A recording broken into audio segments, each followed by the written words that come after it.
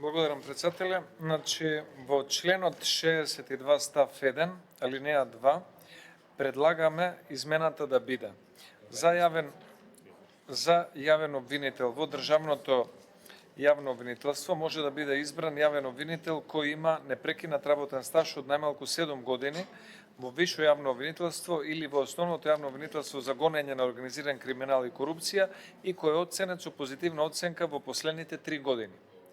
И тука да се стави точка. Да дадам образложение. Во предлог законот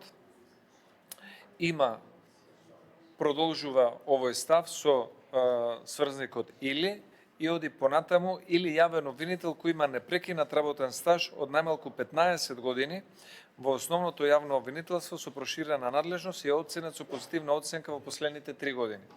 Ние сметаме дека овој последен дел не е соодветен со системот на кариера внатре во самото обвинителство, бидејќи не би било соодветно, според нас, подпишаните предлагачи на амандманот, некој од основното јавно обвинителство веднаш да направи скок од 3-4 скалила и да биде избран во државното јавно обвинителство.